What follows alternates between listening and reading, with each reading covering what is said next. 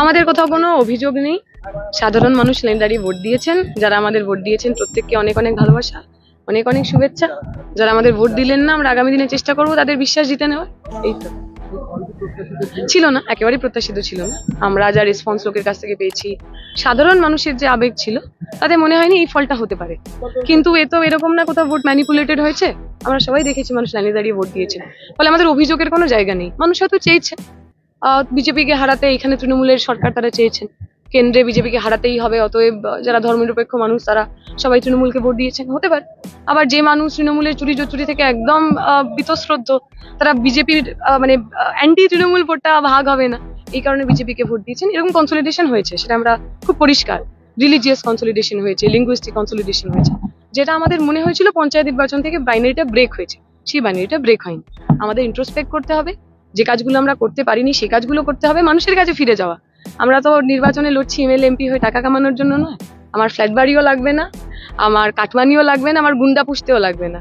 আমি স্বচ্ছ মানুষ। আমি সাহসের সঙ্গে মাথা উঁচু করে লাল ঝান্ডা রাজনীতি করব। আগামীকাল আপনারা আমাকে আমার কাজই দেখতে পাবেন।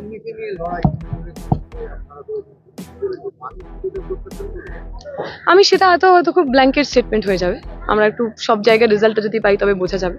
তবে এটা ঠিক, এইবারের নির্বাচনে দুর্নীতিটা ইস্যু হয়নি। দুর্নীতি ইস্যু হলে এই রেজাল্ট হতো না। এবারের নির্বাচন লোকসভা নির্বাচন, মানুষ ওইটা মাথায় রেখে দেশকে বাঁচাতে হবে, দেশের গণতন্ত্র বাঁচাতে হবে, বিজেপির ফ্যাসিবাদী হিন্দুত্ববাদী সরকারকে আটকাতে হবে। আর মানে এই লজিকটা অনেক বেশি করে কাজ করেছে অন্য যে কোনো লজিকের তুলনায়। This is not something that we have estimated. লক্ষ্মীর ভান্ডার অবশ্যই মহিলাদের জন্য। আমরা তো লক্ষ্মীর ভান্ডার, কন্যাশ্রী, যুবশ্রী নিয়ে তো আমাদের কোথাও কোনো অসুবিধা নেই। আমাদের খালি মনে হয়েছিল আমি লক্ষ্মীশ্রী দিয়ে, ওই লক্ষ্মীর ভান্ডার দিয়ে আমার ছেলে মেয়েটার চাকরিটা যে বিক্রি করে দিচ্ছি, we had a problem in that. আমাদের মনে হয়েছিল আমার অভিভাবকরা মাসে 1200 টাকা, 1000 টাকার চাইতে তার বাড়ির ছেলে মেয়ের ভবিষ্যৎটা একটু বেশি গুরুত্ব দেবেন। আমাদের মনে হয়েছে আমরা বোঝাতে পারিনি, আমরা আবার বোঝাবো যতদিন তারা না বোঝে।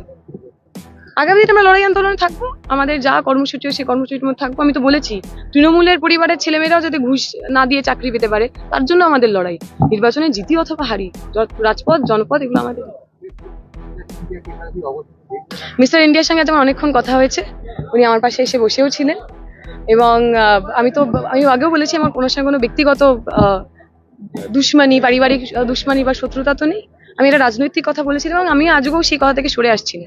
আমি এখনো মনে করি এই এলাকার ভোটার হিসাবে উনি কি কাজ করেছেন আমি দেখিনি। হয়তো আমার এলাকার বেশিরভাগ মানুষ দেখতে পেয়েছেন, তারা ভোট করেছেন।